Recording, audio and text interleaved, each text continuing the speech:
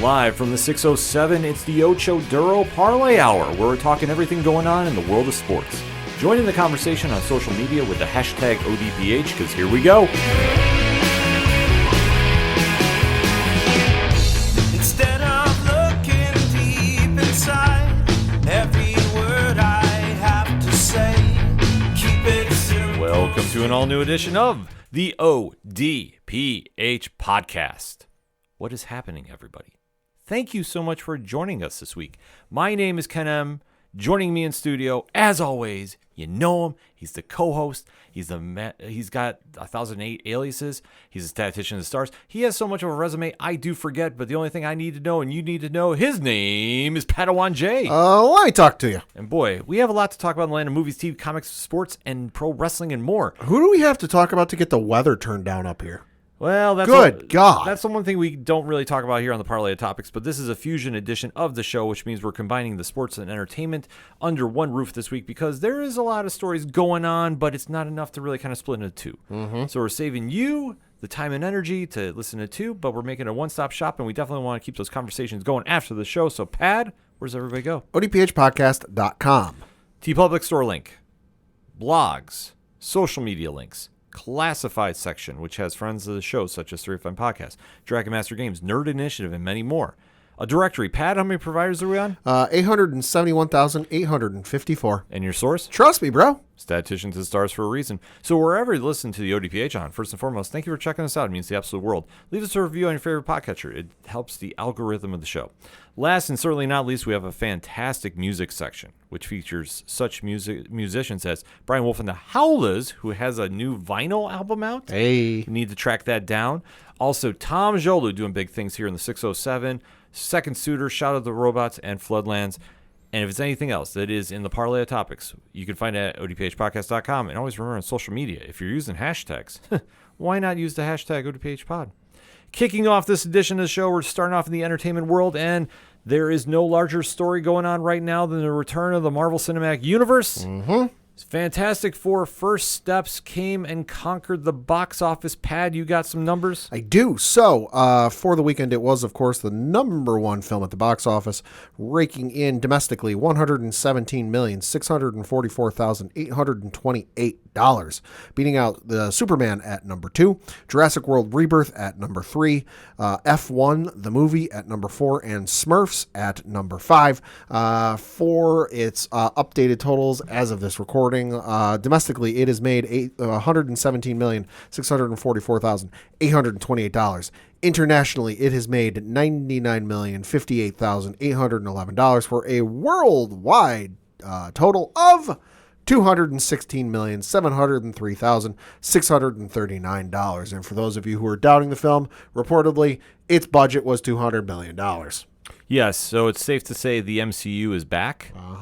With, I don't want to say a vengeance, because I want to see how the second week goes. And I'll get into this when we go into the deep spoiler talk. But I think what we can safely say during the spoiler-free edition is the MCU and DC Studios are having an amazing July. And I know that Superman is definitely crushing it at the box office. Yeah. And inspiring more people to go out and see comic films. And it's a big win for Marvel in this area, too. Yeah. So for this opening segment, we're going to break down Fantastic Four First Steps. Now, if you're new to the show, once again, thank you for checking us out. We like to give you a spoiler-free statement of what we're talking about, because if you haven't seen it yet, we don't want to ruin it for you. So we're going to give you our statements on it spoiler-free. At the end of that, we give you a countdown. And you have to be like the Clash. Do you stay or do you go? If you stay, you're going to hear deep dives. You're going to hear theories. You're going to hear complete spoilers. So you have been forewarned. If you need to pause, download the episode, obviously, and pause it. Jump back in after you've seen the film and catch up on what we're talking about. Otherwise, you get spoiled at your own risk. It's that simple.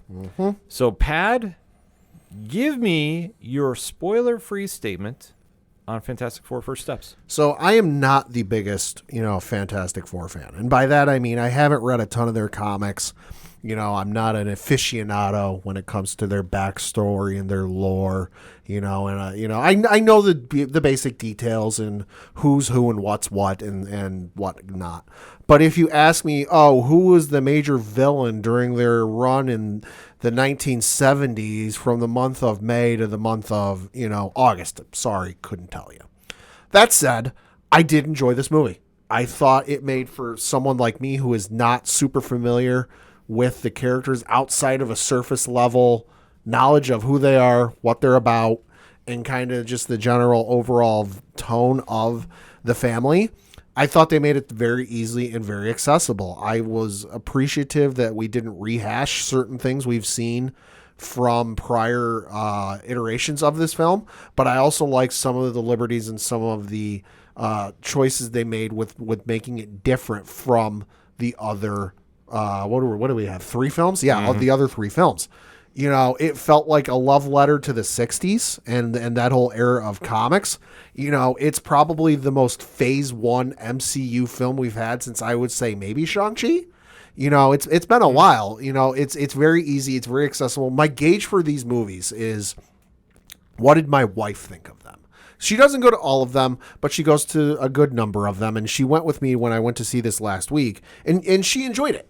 She goes and sees a couple of these. She doesn't go and see all of them. She doesn't really read the comics, but she knows who some of the characters are, and she enjoyed it. She and I kind of had the same agreement. The first third was good. The middle was kind of dry, but it picked up and was really good by the end of it.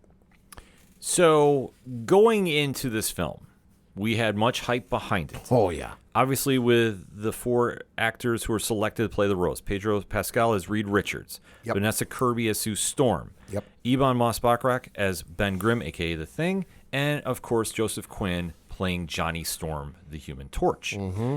There was a lot of expectations involved with this, and especially with the era that it was portraying. Yep. And I like how you brought it up because it definitely reflected the early Fantastic Four runs of the 1960s. Mm-hmm. I easily define this as the Jack Kirby era. Yeah.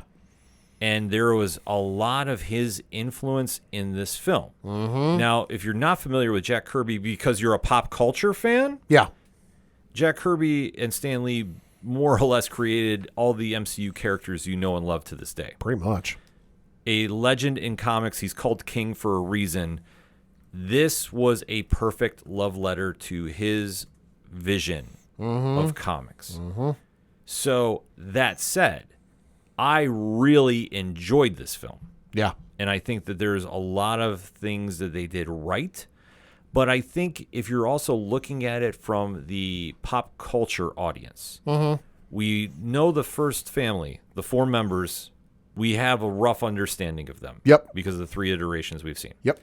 They did introduce a few other characters Sure. that pop culture might not be familiar with. Sure. And one in particular. That's going to have a very important part in the not-so-distant future. Yeah, which I thought might be the only thing they did wrong.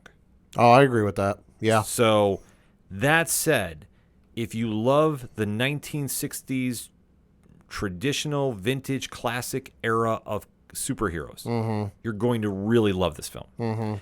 If you are just somebody that watches as a casual MCU fan, it's going to be hit or miss. And there's going to be a lot of things you'll ask questions about, one in particular, which we'll get into in that spoiler talk, but is definitely announcing the MCU is back. And if this is any indication, we have a lot to look forward to for the next phase, whatever. So that said, Pad, let's get into some spoiler talk in 3, 2, 1. Here we go. Like I said, I thought the movie was really good. I enjoyed it.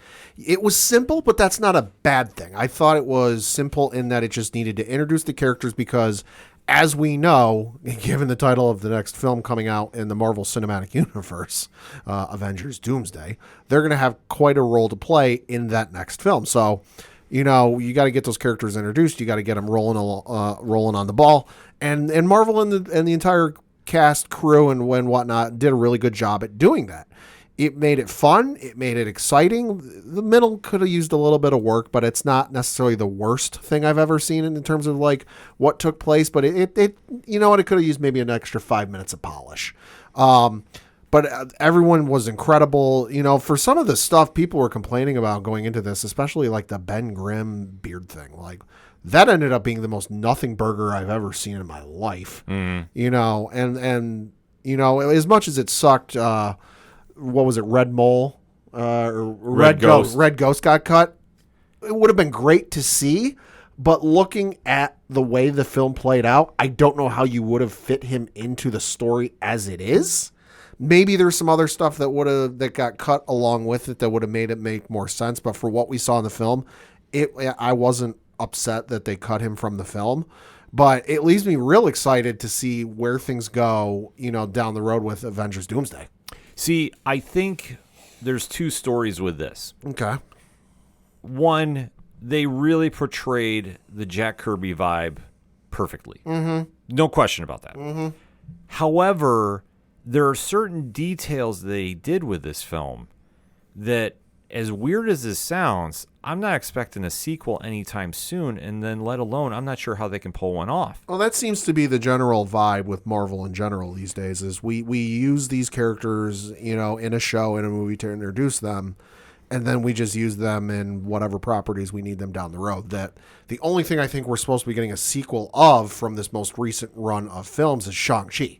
Right, allegedly. Allegedly. I'm going to say allegedly at this point because we still don't know what's going on with that. Yeah. But I think for where they went with this film, there was a moment in this as we get breaking it down that more or less the film, using I guess a wrestling term in some degree, Sure. they buried the rogues. There's one moment that completely trounced any notion of having a key character of the Fantastic Four history facing them in a sequel, unless they want to go to a more modern run or kind of dabble in that, or keep it Doctor Doom. Right. That's the only way you can do it, because when they start breaking it down, especially after something is announced, then it gets, you know, like I say, they did a couple things wrong, and I think for a pop culture audience, they're not going to pick up on it, but the comic audience will. Sure. Because where we start off in 1960 on Earth 828. Now, Pad, do you know the symbolism of that? I do, because they show it at the end of the film. 828 is the birth month and birthday of one Jack Kirby. Yeah, so this is officially the Kirby verse. Yep. As far as Which I go. I dig that. That's awesome. Yeah, I love that. They go and they explain about Reed Richards, Sue Storm, Ben Grimm, and Johnny Storm going on their space mission, coming back with powers, and basically becoming the popular team that they are in the comics. Because as this movie starts, it's on the 4th anniversary of when they went to space and got their powers. Correct. So they did a time jump. They didn't do a reset that we had to see the origin. Thank God. Yeah, I mean, they played it smart. Please, unless it's somebody new that has been created in, I'd say, the last 10, 15 years, and this is for DC and Marvel, we don't need to see these characters' origins again. Yeah, I think. Please. I think that they were very smart about this. Yeah, they were. And that's one thing that you really want to make sure as you're catching the audience. I mean, Matt Shackman, who did the film, I think was very aware of that. Oh, yeah. And really just wanted to get down to business, and especially jumping in 4 years, getting a rough idea of what they've done and a little explanation, seeing how they're celebrities. It really played a factor, and especially it wound up leading into where they are at this stage, because Sue Storm is now a diplomat. Which was very interesting. That was awesome. Especially the seat that was left open at the, what is it, the Future Foundation? The Future Foundation. There was a certain seat for a certain country that starts with an L that was left empty. Yeah, Latveria was the only country that was not represented. The Future Foundation. Boy. But more or less, they've united the world in peace, except for, you know. Except for a certain individual. Yeah. So why? Reasons. Well, we thought we'd get an explanation of that, and we didn't. I think we might down the road. Oh, we will down the road, right? Yeah. With how it ended, yeah, we'll get one. But at this moment, though, we're seeing a lot of what makes them celebrities and kind of celebrating that portion of their lives. Reed Richards gets his own TV time whenever the hell he wants. Yeah, and he's doing. We have breaking news, because this happens a couple times throughout the movies. Breaking news from Reed Richards. Yeah. So, well, at this stage, they're the only superheroes on the planet. Right. We have to keep that in a context, because they did not say, okay, they're part of a shared universe or anything like that. I just think it's wild for Reed Richards, who, admittedly, smartest dude on the planet, smartest dude in the Marvel Comics universe. So, although you can have that debate, I'm sure some people will. Sure. But the fact that, like, if it's anything earth-shattering, like, hey, I've got to tell the people this is what's going on, this is what we're going to do, okay, Totally understand that. Totally buy that. Hey, I need to show off my latest invention. Break into your daytime soap operas. It's kind of wild. It is, but I mean that's something that it's a very Stan Lee and Jack Kirby story. Sure. Like that's something I'm used to seeing. Sure. Nonsense like that in the '60s comics. So I wasn't, like I said, that didn't throw me off as much. But we do see how they're having the family dynamic, and they're now at the Baxter Building and having a family dinner. And this is the infamous scene where they discover. Well, first and foremost, we find out that Sue Storm is pregnant. Yep. And this is after they've been trying for some time. Couple years. Yeah, they were kind of alluding to. So. Yep. So this is a joyous occasion. The family's celebrating. Yeah. And this causes Reed Richards to go into full Reed Richards mode. Yeah, which I get it. I get it, but this is where I also allude to the point about the rogues. Mm-hmm. Because Reed is more or less taken over the city, and he has like drones in the air. He basically, because there's a decent amount of time that passes. Yeah, they do a lot of time jumping. There's a lot of time jumping in this movie. This movie doesn't take place over one night, a couple weeks, whatever. This movie takes place over a couple of months, where during this time they're doing a couple things. They're baby proofing the Baxter Building. Yep. Everything you would expect. Plugs on the locks, baby gates on all the stuff. It's a funny comedic scene where Herbie's running around trying to deal with all this while Reed's prepping. But the thing that's going on in the background that we don't see is Sue is very far along by the time the baby prep is all done. I hazard a guess at how far along she is, but I don't know. She's far along that she's showing. And at that point, they're like, oh, this is going to cut into our work and all this. And Reed's like, don't worry, I took care of it. So meanwhile, this has been going on. He's been doing research and investigative work into their rogues, and he's coordinated with the local police force. And basically, all of the villains in New York City are being arrested at the exact same time. Yeah, it's a moment reminiscent of Breaking Bad. Kinda. Or the one scene from, what is it, the second Dark Knight movie? Yeah. Where it's the entire, like, all the lawyers and all the criminals in the court case together. Mm-hmm. It's a very intricate scene. Yeah. And they more or less announce every single rogue that's in that Fantastic Four area has been arrested. Puppet Master. Yeah. Diablo, Wizard, Red Ghost. So that was John Malkovich's character. Right. They take literally everybody off the board. Right. So that's where I go, how are you going to do a sequel if you now are saying that these villains who have given the Fantastic Four fits over the years are taken out at once? No, they're not taken out as in they're donezo. They could break out. They could break out, but still, at this point, though... Court case with a really good lawyer. To name drop them, it kind of it defers them if they're just taken out by his drones or whatever. I think it just wanted to remove them from the board for this film in particular. Yeah, but... But down the road, they didn't need to. That was the whole thing. You didn't need to. Yeah. You could have just left it as, this is it. Yeah. So I feel that this is going to come back to haunt them a little bit if they want to go to a sequel. It just depends on who they want to use.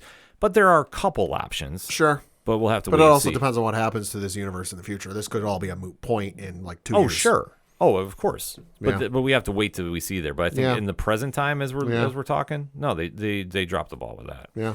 But this is also when the family is kind of celebrating a little bit. And they're like, Mazel Tov. Yeah. And we do see the orange sky appear overhead. Like we saw in the trailers. Yeah, so this is the infamous trailer scene where their Silver Surfer comes to Earth. And this is where things start picking up steam a little bit because Julia Gardner, who's playing Shala Bal in this universe's landscape as Silver Surfer, is giving the message of how she heralds Galactus. She's heralding the death of the planet. Your planet's been marked. And this is where Johnny Storm takes off to chase her. And this is where we see a lot of the same scenes that we've seen in all the trailers. Yep. So they know that they are doomed for destruction. He winds up flying into space. She mouths something to him in another language. Yep. And he winds up coming crashing down. Because he's lost his powers. Because, well, there's no oxygen in space. Exactly. And how does fire get fed? Oxygen. Yeah. So he comes back. Reed now immediately goes in to start cutting into tracks and messages are coming through about how Galactus is moving because he has no idea who Galactus is, just as the devourer of worlds. Yep. So as he's cutting into this, he's starting to get a lot of information and tracking down where they're going. Yep. So he decides to lead a mission to go confront him. Well, I think that initially it's not necessarily a confronting thing. It's let's scout and figure out what we can do. Well, I think at that Johnny wants to punch him in the face. Well, they all want to punch him in the face. Yeah. I mean, that's how they work. But I think Reed's primary first objective is we don't know who or what this Galactus is. Let's go find out before we go into this fight blind. Yeah, so they wind up tracing the Silver Surfer's flight pattern. Yep. And they use a little high-tech light speed jumping. Yeah, say it's hyperspace. Yeah, to go there. So they wind up going to Galactus's ship, which is in another galaxy, mind you. They're not they name dropped the galaxy, but I forget what it is, but they're not in our galaxy. Yeah. So, but at this point though, they bring the Fantastic Four on board, and we get the first real shot of Galactus, played by Ralph Ensign. And this is straight out of the comics. Yep. Perfect. I had no issues about this whatsoever. So Galactus is on there, and he's talking about his hunger, and this is what drives him to eat planet energy. Yep. So he's been doing this for so long, but what really tips him off about this Earth is the unborn child of Reed Richards and Sue Storm, and he can sense about the immense cosmic power the baby has and how it would be able to handle his hunger, right, freeing him from it. Well, they try hiding from him before they even show up on the thing because they're scouting the ship. Reed has Sue turn the ship invisible. It doesn't make a difference because they get detected anyway. And once they get pulled into it's either when they're getting pulled in or as they get pulled in, he scans the ship and he scans all four of them. But then the scan lingers on Sue's stomach. And at that point, the kid is detected. And at that point, he's like, oh, I'm real interested in this. Yeah. Because he knows who it is or what it is. So he offers a deal with them. Earth can stay intact. He'll leave it alone. Just give me the kid. But he wants the child. Obviously, they say no. This does not happen. So they have to escape. Because he's induced Sue into labor. Yeah.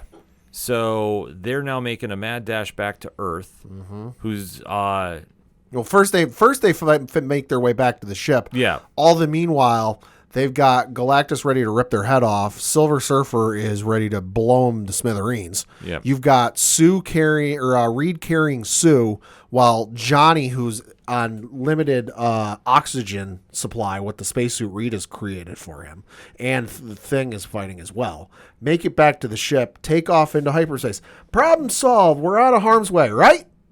No, Silver Surfer follows him through. Yeah, so it's kind of a little trippy scene going on here as I they're loved escaping. it. And yeah, it was fun.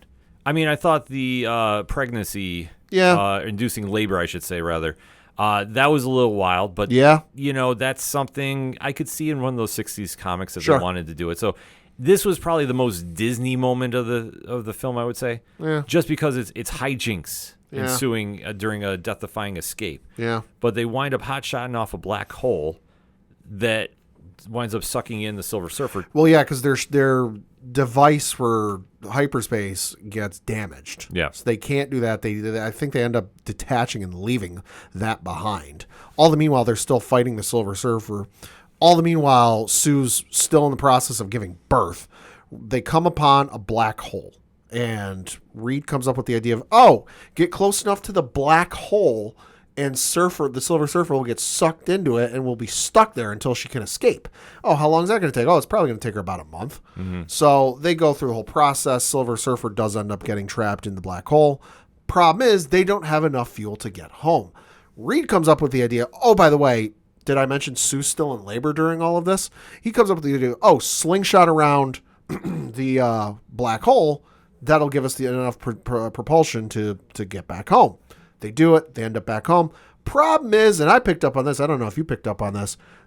They'd been gone for a month at that point. Yeah, because so that was the entire month that the Silver Surfer would have been trapped in the black hole. So I'm like, well, Silver Surfer ain't going to be far behind. Oh yeah, exactly. I mean, that was something you have to adapt to the times. Yeah. So yeah, it was all for nothing. Yep. So they come back to Earth. Heroes welcome. Yeah, they're back. They did it. Let's have a press conference. Yeah, and this is one thing I will say. I was not impressed with Pedro Pascal's performance as Reed Richards. Okay. I don't think he really nailed it as far as Reed doesn't catch the temp in the room a lot. Mm-hmm. And for him to address the public and really give the statement about they wanted my son, so Galactus would leave us alone. I felt that they kind of dropped the ball here because for as media savvy at this time that they appear to be, and they got a PR rep. Yeah, they have a PR rep. That why did they address it there, and especially Reed, who is not so slick on explaining things to the public? They're letting him say about, well, yeah, they wanted our son, but we're not going to give him up. Right. Well, I think there was probably a better way he could have said that, but just him in that moment didn't know what to say other than here's the truth. Yeah. Like I said, his performance in this, I don't think he nailed Reed. I just think that he tried adding too much humanity into Reed. And not saying Reed is stone cold, but he's more driven by his own scientific wonder than anything. So when this happens, it kind of fell a little apart, but this is where the public now turns on Fantastic Four. Lord have mercy, yeah, they do. Because they're saying, well, one life to save billions. Yeah. And it's... Don't we have a say in this? What's that? Well, no, I'm saying this. The public is basically the public is basically like, hey, we got families too. Don't we have a say in this? Oh, exactly, and that's the problem that they had because the Fantastic Four is trying to become the governing force, and make the decisions for the world, and this is where Reed misses that completely. But with how it was portrayed, that's why I said I thought they missed the mark because Reed would have just been very cold and wait, why are you mad? Yeah, and I don't think he did that. I think he was trying to be too sympathetic in the role. Yeah, in this moment, which. To me, he was more lost and didn't know what to do. Yeah. And it wasn't until he got a singular focus in mind of I need to do this that he knew what to do, and he kind of collected himself because from the entire time of, the kid being born, Franklin being born to, once he got that goal in mind, he just seemed like he was lost and had a little bit of PTSD. Well, you could say that. I mean, that's one thing when he first encounters him in the comics. Because to me, at least the way it's portrayed, they've never lost up to this point. Right. They've never suffered a defeat or basically been told no. It's always been, hey, yeah, we've had people defy us, but we fought them and won in the end, and that this is the first time that they're actually facing some pushback. Well, this is where I think they really dropped the ball with him, too. Because in the comics, when Galactus is coming... Yeah. He locks himself away from the team and is working on the Ultimate Nullifier, which is a weapon that takes him down. Right. In this, he kind of just disappears in his own studies, trying to decipher a way to get Galactus away or save everybody. And I really thought they missed this part, especially when Johnny is now the one breaking down the Silver Surfer's language. Yeah, that was the only part of that I was like, it didn't quite work for me. Well, that's the thing. He typically doesn't do this. Right.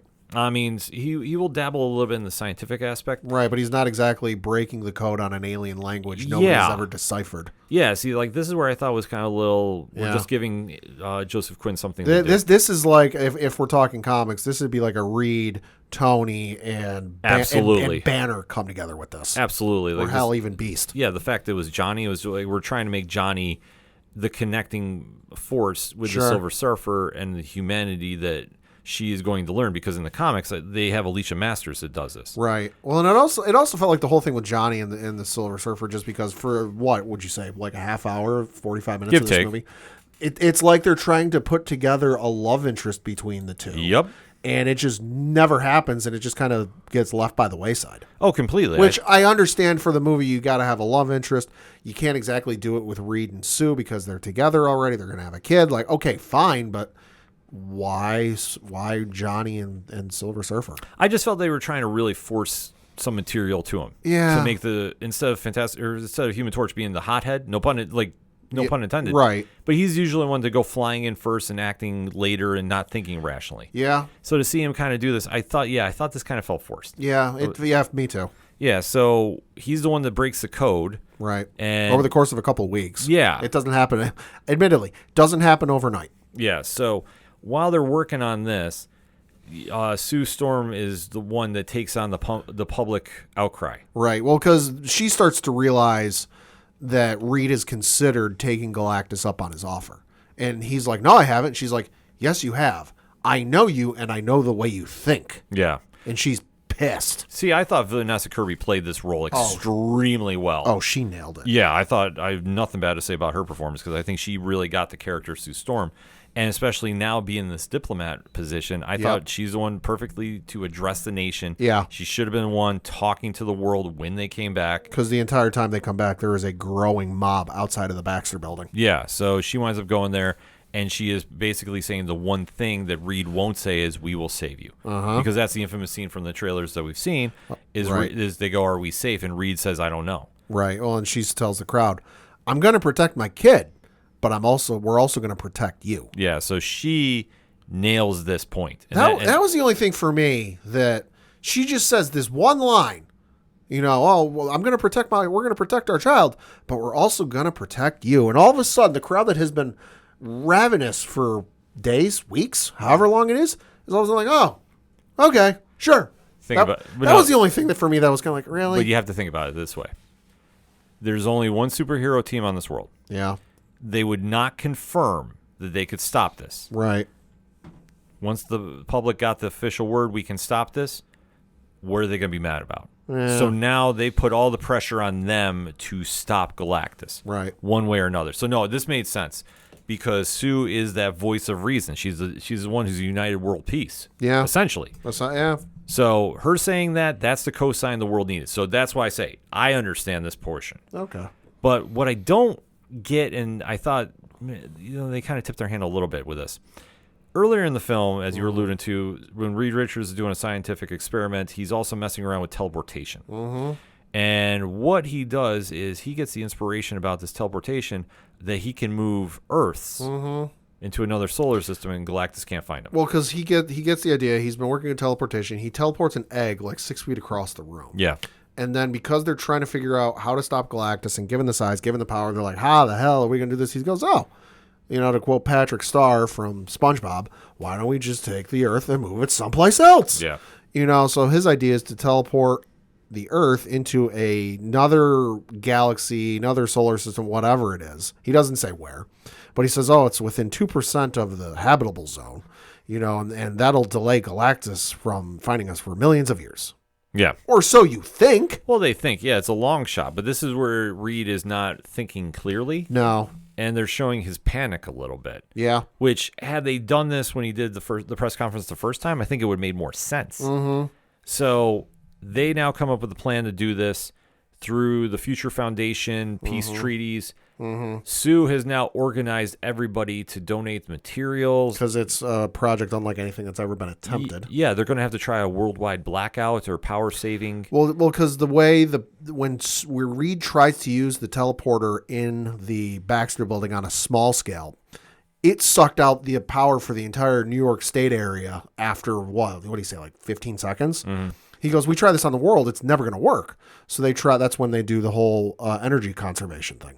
Yeah. Which is where the Ben Grimm thing beard comes from, because they're cutting power, and Johnny says, "Well, you look good with a beard." Yeah. See, I thought they played off their interactions very well too. Yeah. Like that's right out of the Kirby comics. Oh yeah. Well, the whole scene with them in the bedroom wanting to go talk to Reed and Sue, and they're like, "No, you go do it. No, you go do it."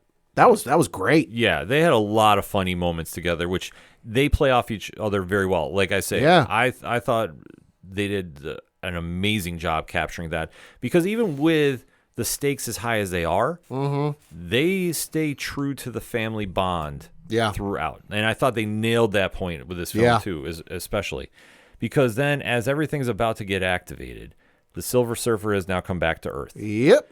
And she starts taking them out. Oh, in rapid succession. Yeah, because they completely miscalculated their time. Mm-hmm. So now it's like, what are we going to do?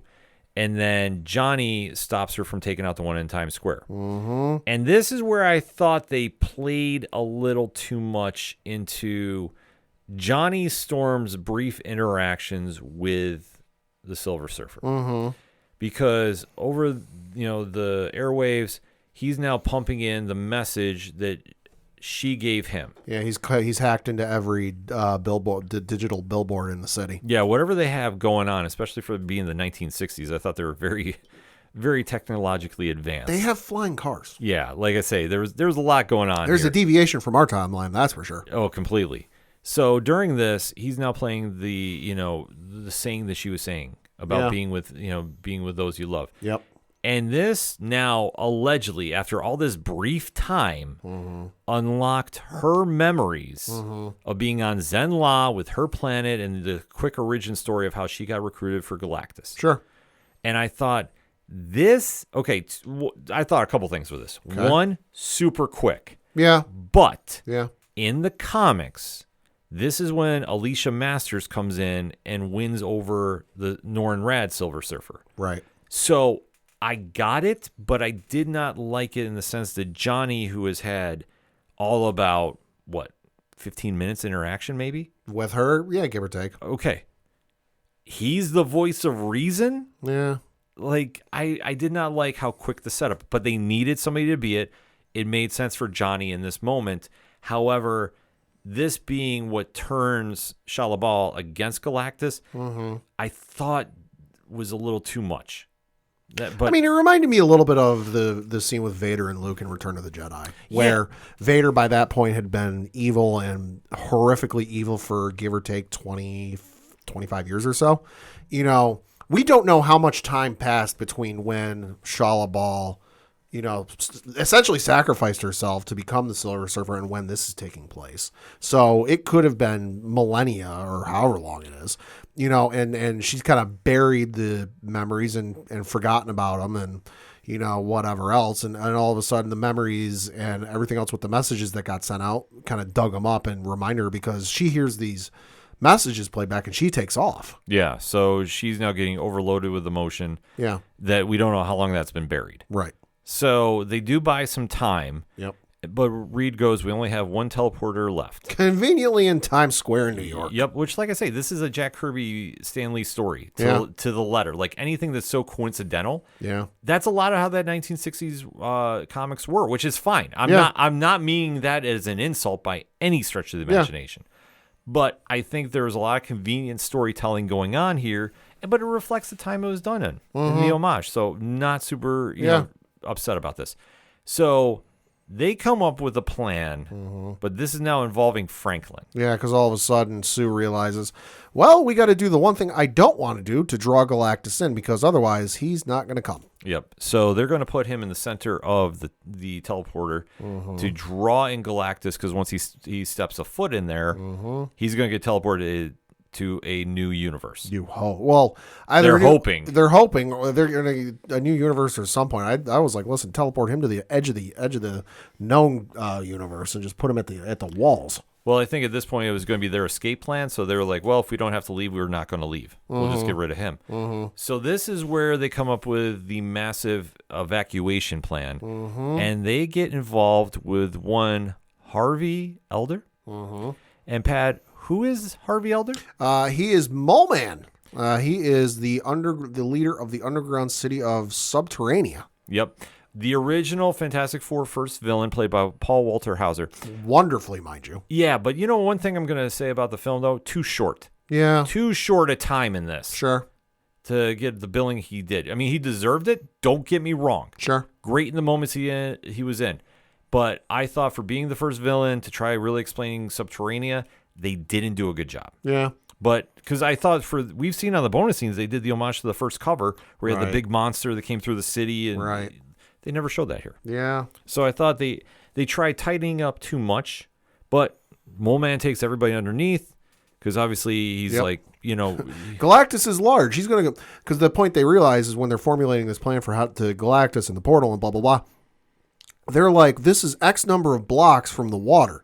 There's a lot of, I think they give a number, whatever it is. It's a large number. There's X number of people that live in between here and there. That's going to be a lot of casualties. And they're like, well, what if we use Subterranea? And they negotiate a deal with Subterranea so that the citizens of New York can go underground and out of harm's way. They hope.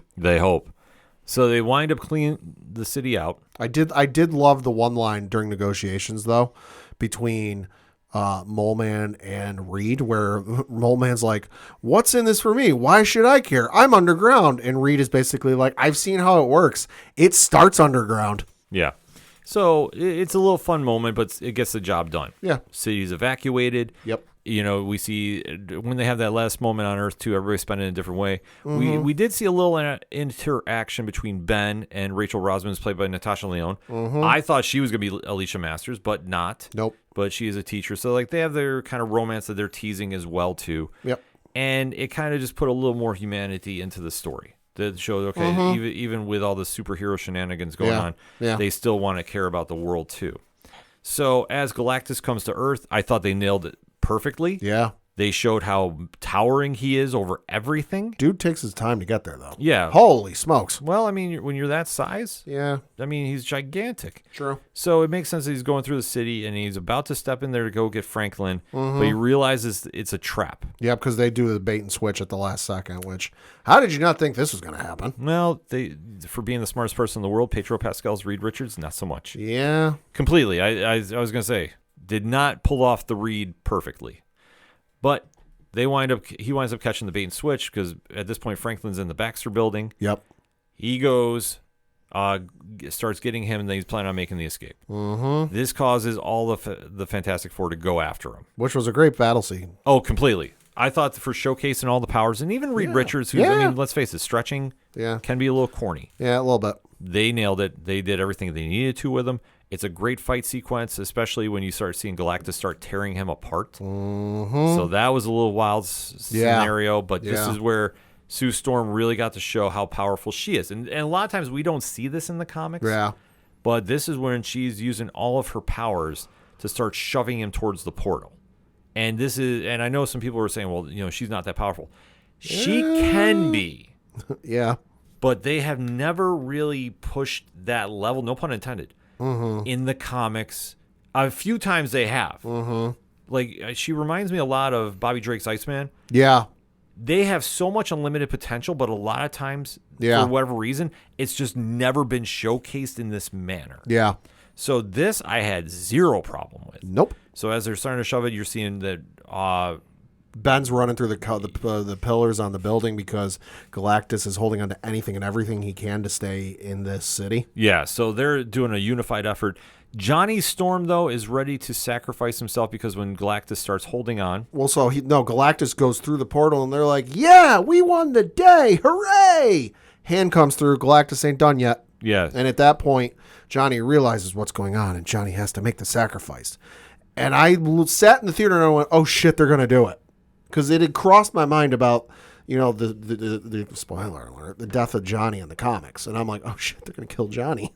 But no, he doesn't. He gets subverted, I guess you could say, because who comes flying out of the air to save the day? Shalabal. So, at this moment, I didn't think they were going to do that because I knew Shalabal was coming back. Right. Because that's the one thing. If you read the comic, the Silver Surfer was going to get involved. Because by this point, Reed has grabbed Franklin and got him away. So Franklin's completely out of sight. And the team is now going completely united against him. But Sue Storm overexerts herself. And as the last push gets Galactus through the portal, she dies. Yep. Now, I was like, hear me out when I say this. Okay. I was happy that they showed this. Okay. Because had she just been fine or a little phased, sure, that would not have reflected the amount of power she had to use to do this. Oh, sure. So I was glad she was unalived at this moment. And then when they put Franklin by her, oh, yeah, I immediately went, oh, this is how she's coming back. Oh, yeah. Because the one thing that this whole movie never does well is explain how powerful Franklin Richards is. Well, because this is the one time he shows his powers. Because the entire time of this film, from the point of they find out Sue's pregnant, up through the birth, up through this battle, Reed has been doing every single test he knows of. And I think he even said he invented a few of them. Yeah. And because she's superpowered, he's superpowered, logistically, they figure, all right, the kid's going to be powered. But under every test he did, they're like, he's not powered. He's not powered. But they get to Galactus, and Galactus is like, no, he's got powers. He's just hiding them right now because he doesn't want you to know. So they get back to Earth. Keep running tests. Nothing. It wasn't until this point that he showed the powers, and admittedly, wasn't entirely clear unless you knew who the character was that he's the one who did it. Because Yeah. otherwise, it looks like the Watcher or some unknown cosmic force got involved and just through some voodoo magic brought her back. Yeah, because if you're not familiar in the comics, Franklin Richards might be the most powerful person in the MCU. What's that one Ariana Grande song? I want it, I got it. That's what Franklin does. He wants it, yeah, he can do it. Yeah, I have actually a video eventually coming out this week on Nerd Initiative explaining this. Okay. But in a short examples, he, as a child, like as a literal 4-year-old, punked out Mephisto. Ah, And I mean... probably deserved it. It's a classic John Byrne story, but it's one that, yeah, he absolutely decimates him. Oh, yeah. And then we have to remember Heroes Reborn. Mm-hmm. So this is when the Avengers and Fantastic Four disappeared from the comics universe. Rob Liefeld and Jim Lee came back to do it for a year. Yeah, how they escaped? Oh, subconsciously, Franklin created a pocket dimension. Well, the other thing, too, is let's not forget, because I was watching a couple of videos on Franklin just to familiarize myself with the kid. At one point, he turned Galactus into his herald. Like, think about that for a minute. He took a cosmic being and turned him into his herald.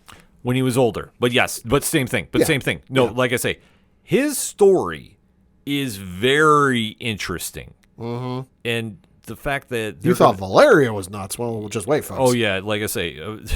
however they want to deep dive into Franklin Richards is going to be a very unique point in the MCU history. Oh, yeah. Comic wise, like I say, it's a little complicated. I did some examples there on the Nerd Initiative video, so you can check that out when it comes out this week on Nerd Initiative YouTube. But in the meantime, though, Franklin is the one who brings Sue back, and you can see because the powers, her eyes turn purple. Uh-huh. And that kind of reflects a little bit of like Galactus powers because he did the same thing. Yep. There is a point in the comics that it's a rumored that Franklin actually is Galactus. Oh.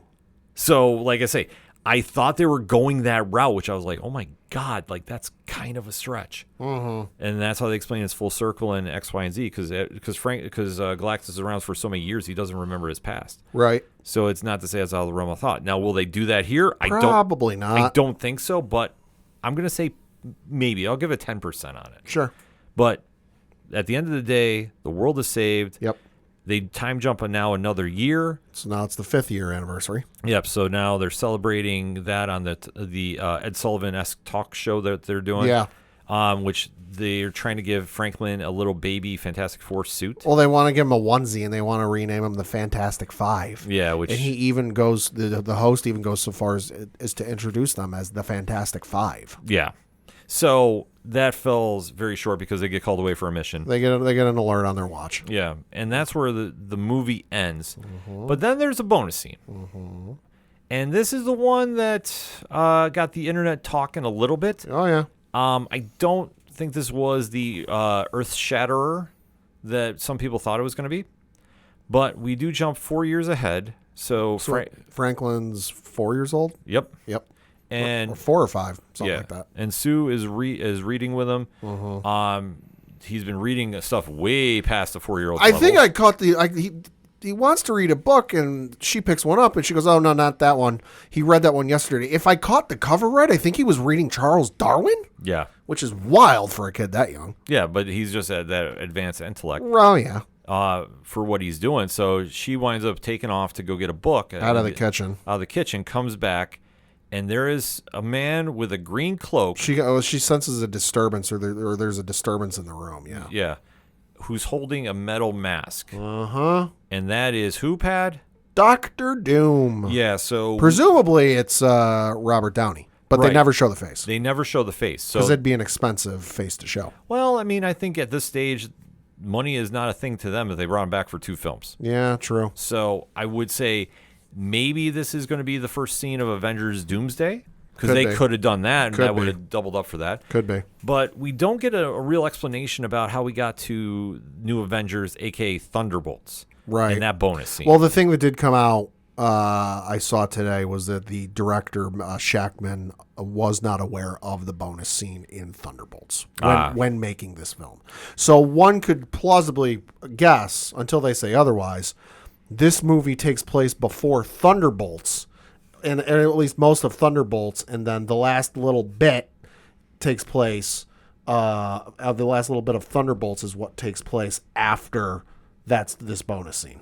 Yeah. If that makes sense. Yeah, I mean, we got to wait and see about it. But I think for the meantime, though, we do get a very solid film. Mm-hmm. And I think a lot of things to take home and really enjoy with this. Yeah. I thought for the casting, they did, 3/4 of them did a really good job. Oh, yeah. Pedro just did not sell me as Reed Richards. Mm-hmm. And it's just, I think he just approached it with a different take. Mm-hmm. But I thought the other three really nailed their characters. Mm-hmm. I think Ebon was a perfect Ben Grimm. Yeah. Throughout this film. And I think that they really adapted the source material, and that's why it worked, because you have to remind yourself, if you're a comic reader, this is 1960s, this is Jack Kirby, Stan Lee. Mm-hmm. There's going to be a lot of stuff that is reasons, yeah, but it makes sense in that token. Mm-hmm. If it in that sense, rather. Yeah. I have the quote from Matt Shackman. So this is from an interview he did with cinemablend.com. The article reads partway through. Cinema Blend's own Jeff McCobb recently broached that subject in an interview with director Matt Shackman during the Los Angeles press day for the new 2025 movie. And the filmmaker gave an honest answer. He couldn't connect the end of his movie to the end of the blockbuster, also known as The New Avengers, because that movie's end credit scene didn't exist when the script was being written, said Shackman. Quote, No, because the Thunderbolts end credit scene was also created, relatively late in my process too. So that was not something that I was familiar with because it hadn't been created at that time I was working on my script, I often use the metaphor of it's, like a relay race, right? You pass the baton, you run your section off it as hard and fast as you can. You do the best with your version of Fantastic Four, Earth 828, this world, and then you pass the baton. In this case, to the Russo brothers, close quote. Well, so when he was writing his script, that scene hadn't been created yet. Yeah, which I thought was kind of odd, though. They still ran with it. Yeah. Seems, and it also seems messy. Yeah, that's the whole point. Like, usually Feige and company are very, very on point. Mm-hmm. This one, not so much. Mm-hmm. But I think for what they needed to do, you needed to wipe away the past three movies of Fantastic Four. Oh, Lord. Really connect it to the audience. They did a great job with that. Yeah. And they really set the stage for a dramatic entrance for them into the MCU whenever they want to do it. Mm-hmm. It's just a matter of how we get from point A to point B. Yep. But in the meantime, though, it's a truly entertaining film. Mm-hmm. There's a lot that you can really fall in love with these characters, and especially go check out the older comic stories. Yeah. Because they do, as quirky as they are, the Fantastic Four is always quirky. Oh, yeah. But they do put on some great stories, and especially trying to stretch and adapt Franklin Richards, that is going to be a task unto itself. Mm-hmm. But very happy with what we saw here. Pad, what about your thoughts on this? Like I said, I really dug it. I'm interested to see where the story overall goes with the next film in Avengers Doomsday. I've got a hunch because I know it was referenced at one point early in the film by Richard Reed. He does mention multiverse. Yeah. So presumably, since and it was on one of his broadcast breaking news to the world things, so presumably how we're going to end up in the 616 is Dr. Doom's going to take his kid, and that's why they run over there. But no, I thought the film was good. It did a real good job of introducing the characters and kind of getting everything set up. Was it perfect? No, but I still enjoyed it, and it was probably the best Phase 1 film they've done in quite some time in terms of establishing a new set of characters and kind of wiping the palette, as one would say, from prior iterations. Yeah, I definitely have to think about that. So if you got to put a grade on it, what are you giving it? I would say out of 10, probably a 7.5 or an 8. It was good. Yeah, I'm right there with you. I would say I lean towards an 8 because I'm a Kirby fan. Sure, I think out of 5 stars, I gave it 4. Yeah, like I say, if you're not a Jack Kirby fan, you're gonna find faults. Sure, you're gonna find a lot of faults.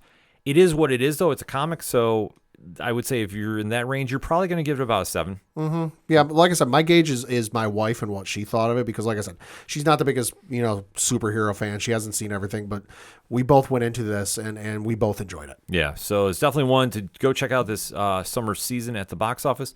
And after you do, hit us up on the hashtag ODPH pod. Give us your takes on Fantastic Four First Steps by Marvel Studios and 20th Century Studios. We definitely want to hear them. So we're going to get a quick break. We'll be right back. You ever wondered what comics Mark from Vale is into? What Zach from Left Behind's favorite MCU movies are? Well, Metalcore Nerds is the show for you. My name is Sean Mott, and here at Metalcore Nerds, we cover the latest things in pop culture, whether it be Star Wars, Marvel, DC, AEW, and everything else in between. You can listen to the show every Monday on Adobe Howl at 7 p.m. Eastern, or find it anywhere you find podcasts after it debuts on the radio station. The content you are listening to is part of the Nerd Initiative Podcast Network. For more info about the home of pop culture positivity, check out nerdinitiative.com. Coming back for another segment on this edition of the ODPH podcast, and it's time to talk about the biggest party in the WWE this summer. Oh, baby. Pad, what are we talking about? SummerSlam. Yes, the two-night affair taking place at MetLife Stadium is going to be one where all the world of pro wrestling is going to be watching, and there's a lot going on with this because obviously being the first of the two-night extravaganza, as Rich would say from 3FN. We don't exactly know the order of the card because there's a couple that could be the main event. Oh, yeah. So we're going to kind of read through the matches and see. We have an idea who could be in the possible main event for this. But that being said, we got to start at the undercard first, and I think we're in agreement about what match is going to be starting that off. Yeah, it's probably the one going to be opening because the crowd will be hot for it. That is a singles match between Sami Zayn and Karrion Kross. So Karrion Kross has been pulling his best Mephisto in the WWE, trying to be the devil on the shoulder of Sami Zayn. And what he just wants is to have Sami tell him the truth. That's all he's asking. Is that so much to ask? Right. So they've had one match on a PLE before, and it went Sami Zayn's way, which was kind of a shock. Yeah, a little bit. Because of how much Kross is over with the internet wrestling community. But then this is also the same thing that happened with Zack Ryder way back when. Whoa. Yeah, so I would say if I had to make a bet on this, pending if you buy into the whole contract nonsense involving Karrion Kross and Scarlett, yeah, this is going to be Karrion Kross all day. I can't see him losing. How about you, Pat? No, it's going to be Karrion Kross. Listen, Sami doesn't need to win. Sami, is fine as is. He's not going to be hurt if he ends up taking this loss. But I think all signs are pointing to Karrion Kross. Right.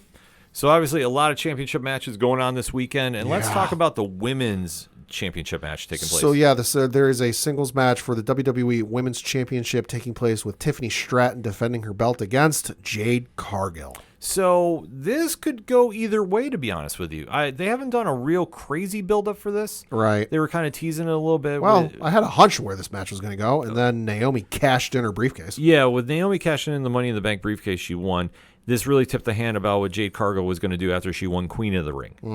And setting up her against Tiffany. I mean, I haven't said, in my opinion, I just don't think this had the strongest build. No. But I think this will be a very solid match. Oh, yeah. If I have to make a guess, I think Jade goes over and we say end new. Okay. You know what? I don't know if Jade's quite there yet. She's good. I don't think she is. But I think Tiffany retains. Yeah. And we delay Jade's inevitable ascension down the road a little bit. Yeah, I would not mind seeing it just a little bit. Like she is putting a lot of work getting used to the WWE style. That's where we're going with this. Yeah. But it's just kind of seemed like some of the matches have not been so crisp. Yeah. That when you get the title, you got to be delivering on that. Yeah. But the charisma could carry you through for this. But like I say, this one could go either way. But I'm agreeing with you. I think, like I say, we'll definitely have an entertaining match nevertheless. Oh, absolutely. Then if we're talking about women's championship gold, let's talk about the women's tag team championship match. match. So this is the tag team match for the WWE Women's Tag Team Championships with the Judgment Day and Raquel Rodriguez and Roxanne Perez defending their belt against, well, probably the most unlikely tag team pair since Cesaro, or Claudio, as he's known by these days, and Sheamus when they formed The Bar, in Charlotte Flair and Alexa Bliss. Yeah, hashtag we're not friends. So this has been kind of a situation where I don't think the creative team had anything for Charlotte and Alexa. Yeah, that's what I'm thinking. So pairing them together has worked out very well. Like, I don't mind them as much together. It doesn't feel as forced. Yeah, it doesn't. It definitely doesn't feel as forced. Like, I think it's very generic, and they play off each other very well. But but obviously two veterans know what they're doing. And obviously with the storyline going on with Raquel Rodriguez and Roxanne, more or less with Roxanne filling in the role of Liv Morgan while she's out on injury, this definitely is going to put that to a challenge. Oh, yeah. I could see, depending on where Liv is with her injury, her coming back and costing them the titles. Yeah, I mean, if Dom's out there, there's a very good chance Liv shows up. Yeah, so it is completely possible.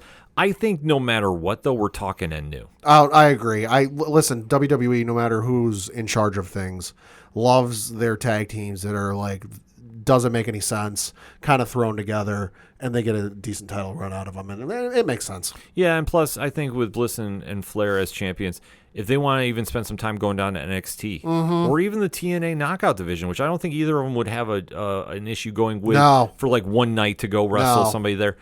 I think that could definitely help make some, eyes really pay attention to the product of the women's tag team division. Because I think that right now this is probably the title that gets the least amount of attention. Yeah. And I think it's a shame because, you talk about the women's rosters on all the shows. Oh. They're absolutely crushing it right now. So, Yeah. the fact that the tag team division could use a little shot in the arm, I think would definitely help. And then talking about, a little vaccination, so to speak, of shots in the arm. We have a very interesting combination that's going to be definitely drawing some eyes to tag team wrestling. Oh, Lord, yeah. Because now we're dabbling in the celebrity world. Yeah. So this is a tag team matchup with Drew McIntyre teaming up with Logan Paul, everyone's favorite wrestler on the planet, going up against Randy Orton and Jelly Roll. Yes, the Jelly Roll, multi-platinum musician. Uh-huh. And this is definitely drawing attention. I will say this. Jelly Roll, I heard, was originally trying out for wrestling school before music. I've heard a little bit of that too, yeah. Yeah, he's lost a tremendous amount of weight. Yeah. And he has definitely understood and learned from Paul Heyman about working on a microphone. There was one interview he did. I can't remember what program it was, but he was talking about how Paul critiqued him. Uh-huh. And he was like, it's soaking it in like a sponge. So Grammy-nominated CMT Award winner, CMA Award winner, iHeart Music Award winner, People's Choice Awards winner, People's Choice Country Award nominated. He won one of those. MTV Video Music Award nominated. Dude's everywhere. He makes his rounds. And the thing is, he's charismatic as all hell. Dude gave a wicked chokeslam to Logan Paul when he was guest hosting Jimmy Kimmel the other Yeah. week. Holy smokes. Yeah, so they're definitely making do with all the celebrity that he's bringing. Well, it also doesn't hurt who he's training with. Right. So, that definitely helps. Undertaker rolls through and Michelle McCool roll through, and they're like, oh, we just want to watch for a bit. And they end up staying there for multiple hours. Yeah, that ain't bad. Yeah, so he's definitely got a lot of help behind him. I think they wind up taking this match outright. Yeah, I think so. I don't think this hurts for either Drew or Logan. Well, assuming Drew can get back stateside from that whole thing. Yeah, that's a little messy situation going on. Passport issue? So the way I understand it is he went over, he's a dual citizen. He's got a U.S. passport, and then he's also got a UK passport. Yeah. The way I understand it is he went back over to England for a wedding, and he only brought his UK passport. But to get back into the U.S. from the UK, you need both. He did not have both, so ergo he is stuck overseas in the UK. Now, and he was in Scotland over the weekend from the videos he posted on. Now, this could be as simple as somebody flies a plane over and gets him the passport and he comes back. Or the easier one is he just goes to the consulate and gets a temporary one or a replacement one and goes that way. But I don't think he's going to miss SummerSlam, but I think it plays into the storyline wonderfully. Well, you've seen everybody from The Miz to a few other wrestlers throw their hands up for sliding in this role because it is a high-profile position. So I will say no matter who's on the other side of the ring, it's all Jelly Roll and Randy Orton. Agreed. Speaking of tag team wrestling, this could be the main event. It could be. Because obviously the face team is always in the main event picture. Throw the ones to the sky. Yeah. Who we got, Pat? You got the OTC, Roman Reigns, teaming up with main event Jey Uso, going up against Braun Breaker and Bronson Reed, who will, of course, have Paul Heyman in their corner. So this is a solid filler match. Oh, yeah. Because Roman's coming back. With Seth Rollins being injured, this is definitely a main event caliber fill-in. Oh, yeah. And it gives him something to do because, he's going to be in a little bit of a program. I think they're all waiting to see about with Seth coming back. Yep. The last I heard, because he was guest hosting the Rich Eisen's show, was they tried to do an X-ray or MRI or something, but the swelling on the knee was too much that they really couldn't get a clear look. Yeah, so depending on what they're doing there. That was like 2 weeks ago, so it's probably changed this time. Putting Roman in this position. Uh-huh. Perfect sense. Yeah. And, I think this will buy some time. I don't think anybody's really expecting Bronson Reed and Braun Breaker to take off and do something. No. So I could fully see this being Roman and Jay winning, and then we kind of wait to see what happens with Seth Rollins. Yeah. And then what could also be the main event, and it might end up being, we'll see. This is a singles match for the World Heavyweight Championship with Gunther defending his belt against the best in the world, CM Punk. This is going to be a hell of a match. Oh, my God, yeah. Yeah, Gunther is really making a case for being the best wrestler on the planet. Mm-hmm. And the fact he got what he did out of Goldberg solidifies that. Anybody questioning, and especially adapting on the fly, getting a 15-minute match out of somebody that should not even be 15 seconds in the ring at this age. Yep. That says all you need to know about Gunther. Yep. Him and CM Punk definitely are putting on a program together. Mm-hmm. So this could go one of two ways, I feel. Okay. Now, depending on what they want to do with the Money in the Bank briefcase, Sure. I would not doubt, not saying this is going to happen, but this is kind of like if we want to do locks and leaps. Yeah. My leap is Reed and Breaker wind up costing Punk, and Rollins comes in for like a quick pin and takes off. I know it's been thrown out there that the whole injury's a work and that he's actually going to show up and he's going to cash in and run away with the belt. And maybe. I don't know. I mean, I don't think it's a work. I really don't. I don't either. But it depends on if they wanted to do something kind of crazy to throw everybody off. Sure. This would be the way to do it. Sure. Because I think ultimately they're going to cost Punk either way. Could be. So I would say Gunther is going to retain. Okay. But I don't see anybody cashing in on him. Okay. Like, I think he's going to win the match outright. Okay. Because the only thing is, if you give it to Punk, Right. I mean, like I say, I could see him winning. But Sure. I feel, though, without Seth there, who's the immediate Right. next opponent? Right. And I just don't Right. see them doing like a Jey Uso heel turn Sure. or somebody in that Sure. vein. So I'm going to say it's going to be Gunther. But I will say this: if Punk wins, I feel they'll cash in and they'll do something with it. I would love to see CM Punk win this just because, as I've said before on the show, I did not get to watch the program WWE live when Punk was title holder. That was just before my time when I started watching. So I've not gotten to see Punk live hold the belt because, well, I don't watch AEW.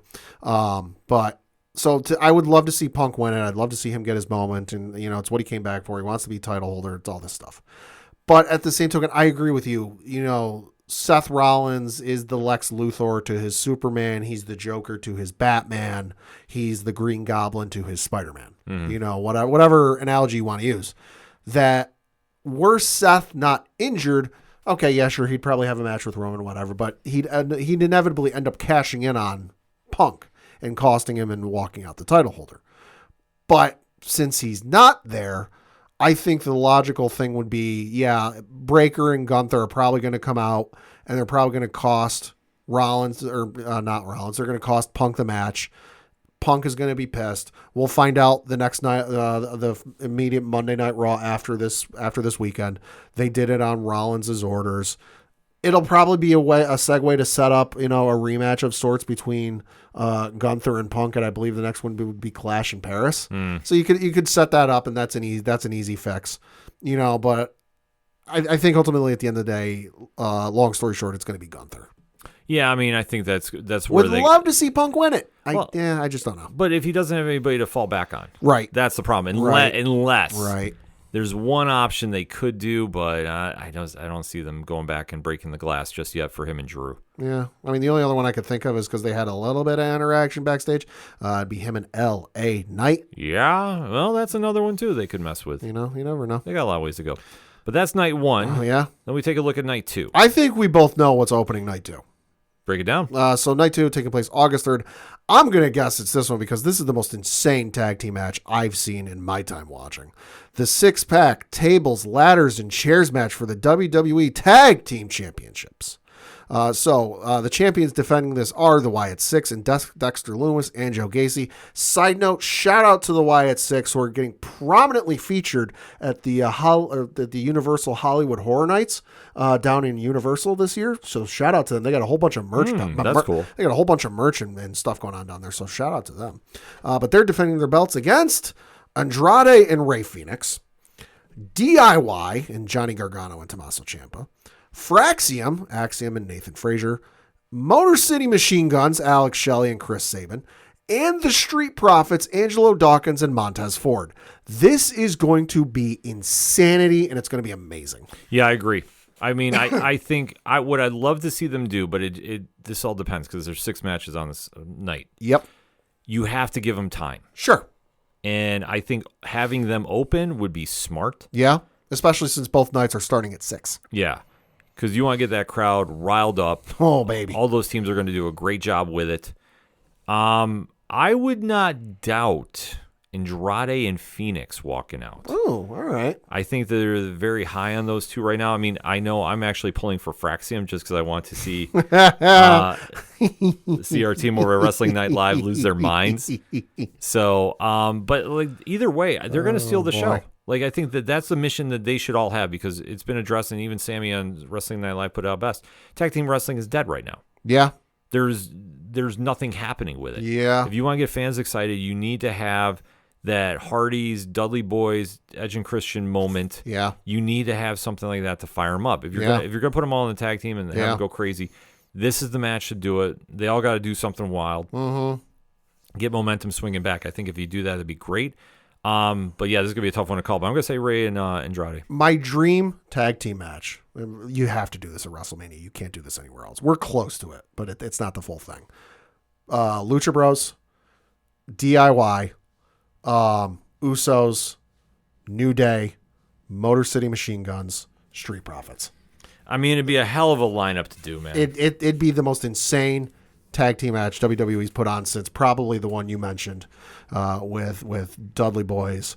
What was it? The Hardys, and then Edge and Christian. It'd be up there, but this is close. This is going to be amazing. There's going to be spots galore if you love spot fests. I'm going to say, you know what? I'm going to say Motor City Machine Guns. Okay. Just taking a leap. I don't know what's going to happen. I don't think anybody does. Then next up on another match that is highly anticipated, although for one person, not so much. He's probably still looking for a doctor's note to get out of this one. This is a singles match for the WWE Intercontinental Championship with Dominic Mysterio taking on AJ Styles. This is a solid filler match. Yeah. Because I think, like, obviously, AJ, if I am banking on this, I fully think he's eyeing Bound for Glory at TNA. Probably. And listen, there's nothing wrong with it. No. At this stage of his career, he doesn't need the IC title. He's an instant Hall of Famer, first ballot. Mm-hmm. I think that they don't want him going in there with a belt. Maybe. For that match, because I fully think they're going to book him and Leon Slater. Probably. And that's what you should do. Probably. So this one I think would be a nice filler match. I do like Dominic retaining in this because of some shenanigans. You mean the most over wrestler in AAA history right now? Listen, Dom is crushing it right now. If anybody wants to learn how to be a heel, yeah, take notes. And I never thought I'd say that about the kid, but man, yeah, no kidding. He's proved me wrong. I eat my words every time. No, I think Dominic's going to retain through some sort of nefarious means. We'll see. Yeah. Next up is a steel cage match for the WWE United States Championship with Solo Sikoa defending his belt against Jacob Fatu. So I'm at two thoughts about this. Okay. One, I think Jacob is going to win. Maybe. But my second thought is I don't think he should. Here's why. Jacob is over and doesn't need that belt. Mm-hmm. If you take the belt off Solo, who's only had the belt for, a month maybe? Give or take. Where does that leave this whole Bloodline 2.0 or whatever the new name is for it? I apologize. I forget it. If you take it off him, he's now got to chase after Jacob. That's holding up his movement.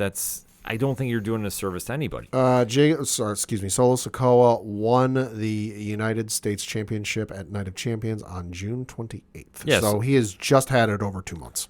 Okay. As of this recording. Yeah. So I mean, that's a tough point. With June 28th, yeah, it's about a month and a week. Or just over a month. Yeah, like I think that does a disservice to Solo. Mm-hmm. So I will be saying this. I hope Solo retains somehow. Solo's going to retain through nefarious means because, he's got a larger group in his corner. Yeah, but if Tama Tonga's healthy and can come back, I think he gets involved. Yeah, could be. And I could see them trying to separate him and put him with Jacob. Could be. I could see that. Just give me Gorillas of Destiny tag team. Yeah, that's all I want. Put the GOD in that tag team match and watch them go. Oh. I mean, I forgot to mention them. Yeah, Gorillas of Destiny being there, so it'd be a 7-team match. I'm like, listen, I'm saying I'm optimistic, even though I don't think it's going to happen for next year WrestleMania. Usos GOD. Oh, please, just give them one match. That's all they need. But we'll have to wait to see how this goes. But yeah, I think, like I say, Jacob should win this, but I don't like him having this because then you extend this feud and you're basically rehashing this. Yeah, no, I think Solo's going to end up winning this one too. Next up is a no disqualification, no countout last chance match for the WWE Women's Intercontinental Championship with Becky Lynch defending her belt against Lyra Valkyria. Now, the thing we should note, as I alluded to, it is a last chance match. So that means If Becky Lynch retains her title, Lyra Valkyria can no longer challenge for this title as long as Becky Lynch is champion. Well, I'm going to say this outright. I think Lyra has a bright future. However, I think the experiment at this level is not working right now. Okay. I think that she really needs to work on her promos. Sure. Because last night on Monday Night Raw was not good. No. And she seemed very uncomfortable out there. And it did not come off well. I think in this situation, her chasing the opportunity to get a title would be more beneficial. I don't think that she should win the IC back. I think this should be Becky Lynch. And then you want to put a program with Bayley fighting Lyra, you can do that. Sure. I think that would help. Sure. But I think, though, there's just certain intangibles right now that she's struggling with, and I don't think that's doing any favors for her. Okay. So Becky all day. I'm going to say Becky too, just because I'm kind of with you, but I'm not fully sold on Lyra yet. She's good. You know, I like. Oh her. yeah, I she's like got her. a ton of potential. I like her in the ring. You know, she's a fantastic talent, but she's just missing that one little, X factor to plug into the equation, to make it all kind of work out and balance out in the end. Yeah, I mean, just the promo last night on Raw. Yeah. If you want to brave it. I think it was awful. Yeah. Then you get to what I'm going to guess is probably going to be the co-main event of the evening, and this is a triple threat match for the Women's World Championship with Naomi defending her belt against Io Sky and Rhea Ripley. Well, this is going to be a hell of a match. Oh, my Lord have mercy. I think triple threat, anything goes. Naomi's going to bring out weapons. I think had it not be for who's in the main event slot, this would have main evented. Absolutely. But this one, there's a great storyline going on with Rhea and Io. Yeah. Naomi as champion is getting overlooked. That's why I think she's going to retain. Okay. I think that she is really going to have a moment here. I would say maybe she'll have a standoff with Jade Cargill just for reasons. I don't know. In the backstage area with belt on belt. You could see something like that happen, but I think this is Naomi's time to shine and really show why she's one of the top wrestlers on the planet. Agree with you that Naomi's going to win, but I think it's going to be for the reason that Io and Rhea can't get out of their own ways and are going to end up costing the other one. That Naomi's certainly going to play a factor in this and is certainly going to come out of this victorious, but Rhea Ripley wants this belt like nobody's business, and so does Io Sky. And I think their desperation to win that title back is going to ultimately be the cause of their loss in this match. Yeah, maybe. But then we got one more. Yeah, one more. This is the main event of the evening. This is the street fight for the undisputed WWE Championship with John Cena defending the belt against Cody Rhodes in his last ever SummerSlam. So this has been an interesting build. Cody Rhodes is coming back to have the WrestleMania rematch. And this is one that's, let's talk about it. John Cena has only a certain amount of days left. Yep, he loves to count them off. So he's currently in a fantastic heel run. I know that there's been some people questioning about it. But this is one that I would say Cody, since he has returned, I could see him coming back. Sure. I could see him stealing this one. I could even see him joining The Rock if they want to rehash this. Okay. I'm hoping not. I really am hoping not. I don't think so. I think the whole Rock thing has been dropped. Yeah, I think that would be the way to treat this. Yeah. So, because the whole thing with Rock, and I know it was been reported, is Travis Scott was originally supposed to be in one of the upcoming DLCs for the video game. Yeah. But then that whole thing and the whole deal with him and the company fell through, and that's why El Grande Americano got slated into the release. So I think the whole thing with Rock and Cody and Sell Your Soul, I think that, especially with how busy Rock is. Listen, the only reason we got him in the build-up to WrestleMania 40 was the writer's strike and films getting stopped. I think the whole Rock Cody thing is going to get left by the wayside and just a forgotten piece of history. I hope so. I really do. I just say I never say never with it, but Sure. there has to be a way for Cody to come back and go heel. Sure. Because Cena's right now in his heel renaissance. Yeah. So it's hard to. Were you going to have a heel versus heel? Like that's. You could. You could, but I think at this stage, I would not doubt to see Cody maybe cheat to win. Yeah, it could be. And then you can kind of build off this a little bit depending on what they want to do with Cena. But I think at the end of the day, you could have John Cena retain. Yeah. But then you fall in the same problem that CM Punk has. if he wins. Where do we go here? Right. And yeah, I mean, there are certain people that you could have a main event match with. Sure. You know, I mean, obviously, you could go anywhere from running it back with Ron Killings to do Jey Uso, LA Knight. Yeah. You know, a few of the brands he hasn't, or a few of the wrestlers he hasn't fought yet. Yeah. But, I mean, we do know there's been the always teased, never done program between Cody and Randy. Yeah. Well, I mean, Cody and Randy, that could be another thing too. Sure. But I'm saying for John Cena, though. For John, yeah. Yeah, I mean, Cena's only got so many that he wants to go wrestle and do. I wouldn't be surprised if after this, you know, he retains and then takes some time off. He could, because He's been doing a lot more over the last couple months than I figured he would. Well, he's got Peacemaker coming out, so True. So and Cody's also got Street Fighter. He's got to go film. Yeah, because so he's in Street Fighter. They could go a lot of different ways with this. So I would say this: if they want to pull the double heel switch and have Cena go as face, but I don't like that idea just yet. No. I think what they should do, if the math is correct, Yeah. there's a Saturday night's main event that is in Boston in December. Yeah. I think you have Cena go face at Survivor Series. Okay. You can build it up a little bit until then, and then, like I say, you're not going to need anybody not cheering for him on his last night. He's going to get cheered like a hero's welcome in Boston. Yeah. So that's why I say you can keep the heel gimmick going until then. Mm-hmm. It's just with Cody, that's where the issue lies. But if he loses this, right, then you say he takes his ball and goes home, has to refine himself, and then he can come back as a heel. Mm-hmm. I could see that more so happening, but I would say unless they want to go early with the heel turn for Cody, sure, this would be the moment to do it. Otherwise, Cena retains easy. So the way the shows work out for the rest of the year, for the main roster, the next one up after SummerSlam is going to be Clash in Paris. That's going to be on August 31st. That's going to be over in Paris, France, in case you couldn't figure that out. Then in October, you've got Crown Jewel taking place in Perth, Australia. And then at the end of November 29th in San Diego at Petco Park, you've got Survivor Series. War Games. Yep. So, and then after that, it's the Royal Rumble, which of course is taking place in 2026.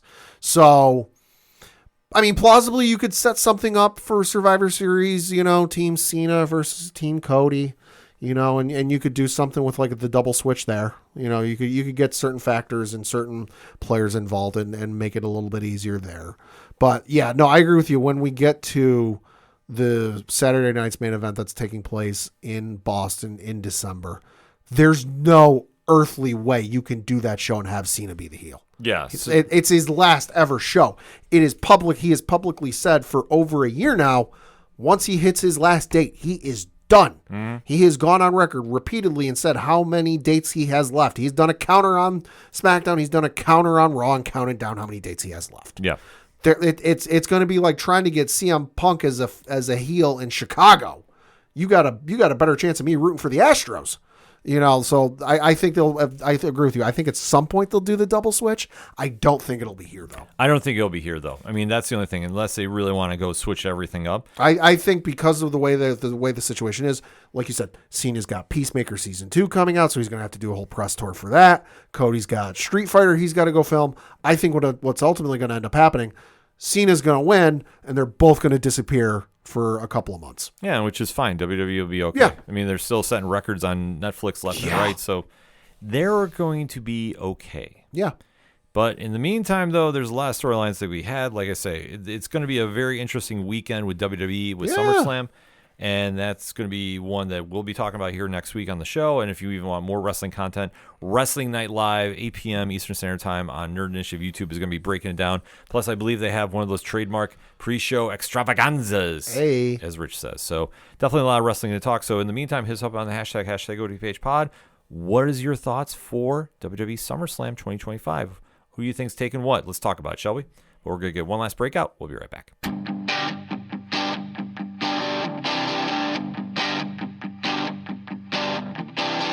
This is Tom from Tom Joe Lou, This is Matt from Sideroom Sounds. and you're listening to ODPH Podcast. Wanna go where no one knows my name, to the desert, the oceans, or the plains. 'Cause I wanna go. Coming back for the final segment on this edition of the ODPH podcast. Pad, what you got? Got a couple things to talk about. First of which is obviously the local minute and looking at the standings for the Eastern League Division of AA Baseball, where our Binghamton Rumble Ponies play. Well, it might sound like a broken record, but hey, facts are facts, folks. Rumble Ponies are still in first place. That's right. Sitting in first place with a record of 64 wins, 30 losses. They are 14 games ahead of the Somerset Patriots, who are the Yankees affiliate. They are 14 and a half games ahead of the Hartford Yard Goats, who are the Colorado Rockies affiliate. 17 and a half games of the Portland Sea Dogs, who are the Boston Red Sox affiliate. 25 and a half games ahead of the New Hampshire Fisher Cats, the Toronto Blue Jays affiliate. And they are 28 games ahead of the Reading Fightin' Phils, who, well, if you couldn't tell by the name, are the affiliate of the Philadelphia Phillies. They had a couple of games this past week where they were in Reading playing the Phils. They lost the game on Tuesday by the final score of 6-3. One on Wednesday, 7-0. One on Thursday, 6-2. One on Friday, 12-9. One on Saturday, 9-2. And then one on Sunday, 17-3. Jesus. So they almost swept the Phils. They are home this week for a home series against the Harrisburg Senators. They are playing on, they are playing on Tuesday, where it is 6:07 p.m. Eastern, where that is a Bark at the Park night ode to Bulldogs. That is where, of course, says, quote, after breaking the record for the most pugs in 2024, we are back to set the record for the most Bulldogs in attendance in 2025. Says, join us for a special pregame Best in Show parade at 5:45 p.m. Eastern, highlighted by our Bulldog friends. It's also Mutt's Gone Nuts night. It says some of the world's most talented four-legged performers in an uproariously funny comedy dog show, all the way from the stages of America's Got Talent, is Mutt's Gone Nuts. Then you've got Wednesday, July 30th, which special start time, 1:05 p.m. Eastern. It is Super Splash Day. It says Mirabito Stadium turns into a water park day for 1 day only in honor of Super Splash Day. Water hoses, water guns, kiddie pools, and much more will help spray the grandstand between the innings. Be on the lookout as the City of Binghamton fire truck returns. Might be a great idea. It's supposed to be a hot one here in the area. Yeah. They will also be wearing the specialty jerseys, and they will be taking on the moniker of the Bathtub Donkeys. Thursday is at July 31st is at 6:07 p.m. Eastern. This is going on there. Speedy's Bowling Weekend. It says strike, spare, turkey, split. Join the Rumble Ponies for a weekend of bowling as they transform into the Binghamton Speedies. It's also Lupo Speedy buy one, get one free special. It says, what is better than one Lupo Speedy sandwich? 2 for one night only. Take advantage of 2-for-1 pricing on chicken and pork Speedies. That is presented by the fine folks over at Lupo's. It's also got that going on. And then Friday, 7:05 p.m. Eastern, got another Speedy thing going on. Will also be a fireworks going on that night. Saturday is at 6:07 p.m. Eastern. And if you couldn't tell, the Speedy thing going on, because it is the Speedy Fest going on this weekend here in Binghamton. You've also got, says Binghamton Speedies bowling shirts. Says throw a strike next time you hit the lanes in your one-of-a-kind Binghamton Speedies bowling shirt. That'll be at the first 1,000 fans in attendance. And then Sunday is at 5:05 p.m. Eastern, where, again, you got the Speedy Fest going on. It's also a Kids Eat Free Sunday, Kids Club Saturday, and a senior stroll. So for more tickets, information, all that fun stuff, bingrp.com. Not too much going on for sports, so I'm going to talk a couple things for entertainment. First of which is congratulations to James Gunn and the crew over at DC Studios. Yes. Because this past weekend, their Superman film has passed Man of Steel and is now the highest drawing Superman film of all time. Congratulations. Domestically, yeah.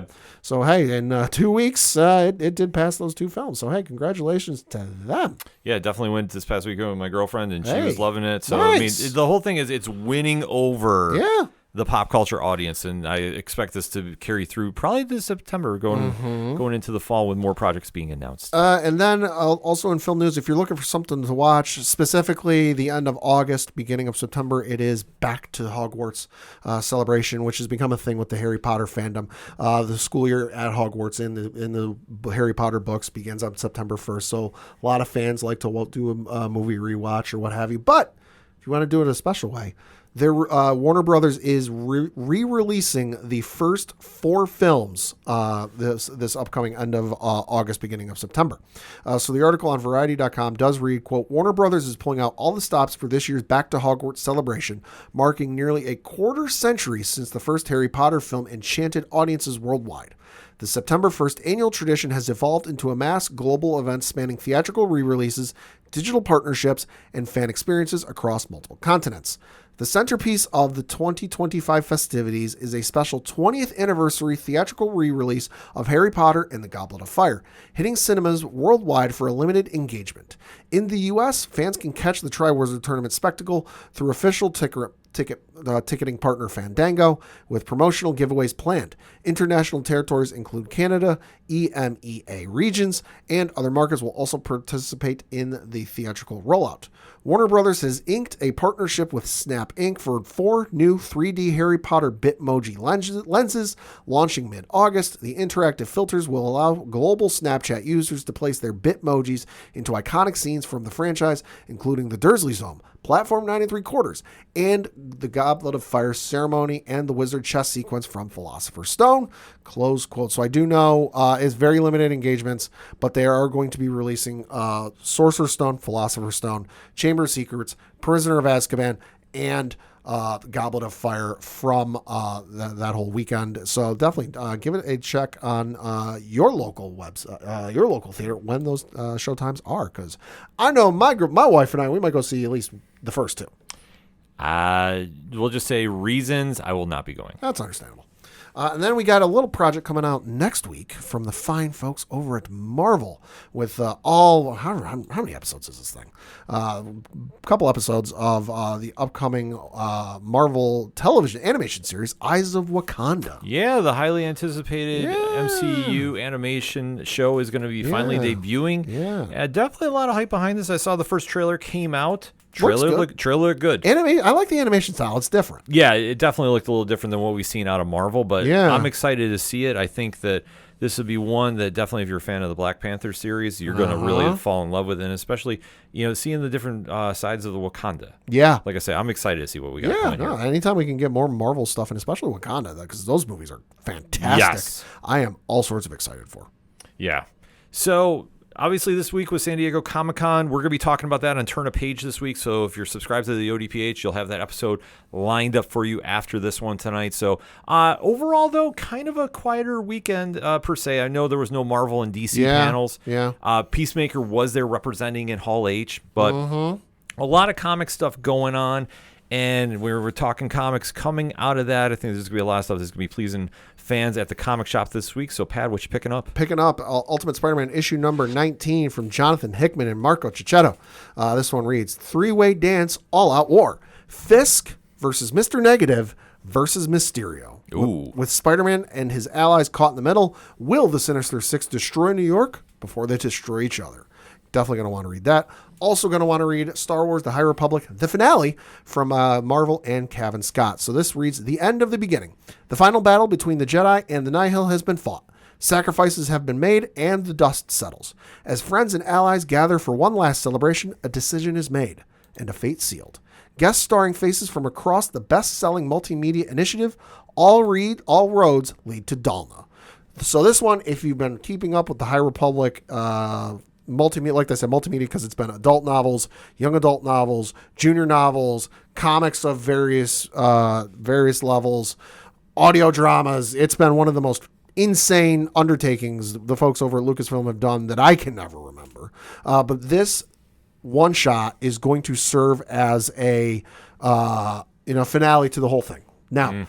We'll see. There's been talk from the folks that while the initiative may come to an end, some of the stories may not. We'll see. Nothing has been announced, but definitely going to want to give this a pickup if you've been keeping up with that. Then you've got Star Wars Hyperspace Stories, Tides of Terror, issue number 1 from George Mann. This one reads, Jedi Master Kit Fisto has been sent to the ocean planet Torbus alongside Mace Windu, Shaak Ti. They go to investigate a controversial underwater research facility. But when disaster strikes, his diplomatic excursion quickly becomes a rescue mission. Kit Fisto and his fellow Jedi must race against the clock to save innocent lives from the hungry leviathans that circle in the depths, close quote. So this one, definitely going to be awesome. All the hyperspace story stuff. Hyperspace stuff by Dark Highly Horse is underrated. really, really underrated. And then the one you're not going to want to miss this week because, oh, lordy, everyone's going to be talking about this one. Folks, Dennis Camp has done it again. Ultimates issue number 14. Quote, and I'm not spoiling anything on this because they're on the cover, folks. Quote, the Ultimate Scarlet Witch and Quicksilver. The Ultimate's next mission? Destroy one of the Hellfire Club's strongholds. But a dangerous pair of twins complicates matters, ... Yeah, folks, the Ultimate's Quicksilver and Scarlet Witch just got placed on the chessboard, and it's going to get real interesting. What they're setting up for the Ultimates, like, listen, we're going to discuss it on Turn a Page. You're not going to want to miss it, but especially what Dennis Camp has been constructing over at the Ultimates is top shelf. So good. Yeah. I have got a few that, like I say, I'm still finalizing my list as we're recording. That's how coming out of San Diego. Been a little overwhelming, but if you want to find out what I'm picking up, definitely make sure you're following Nerd Initiative, 9 a.m. Eastern Standard Time every Wednesday because it's New Comic Book Day, and then noon the videos start over on the YouTube Shorts. So, like we say always, nobody does New Comic Book Day quite like the Nerd Initiative bullpen. Nobody. So that being said, that's it for entertainment and sports and pro wrestling and everything that we do in the Fusion edition of the ODPH. If you want to find out more, odphpodcast.com is the place you got to go. So on behalf of the one and only Padawan J, fuck the Astros. I'm your host, Ken M. Thank you as always for listening to the ODPH podcast. We'll see you next time.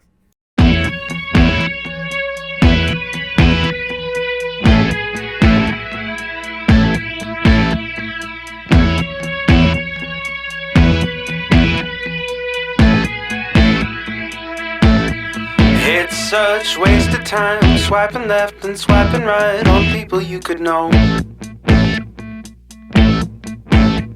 Cause anyone who's worth a damn be worth way more than a picture could ever show. You could find the right light, find the right angle, and never find your soul. And it can feel like a losing battle, and this plot is full of holes. This modern way of finding love just makes me feel so alone. And I can't be the only one sick of staring at my phone. So look up, talk to me, a better way to spend our energy. Just look up, talk to me. We don't have to float alone on the open sea. Don't know that I believe in the old time fable. Everyone has just one true love. All I know is you're across this table, and you're all I'm thinking of. So look up, talk to me, a better way to spend our energy. Just look up, talk to me. We don't have to float alone on the open sea.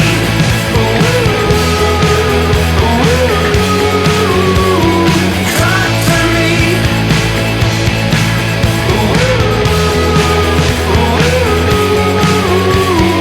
Talk to me. It's such waste of time, swiping left and swiping right on people you could know.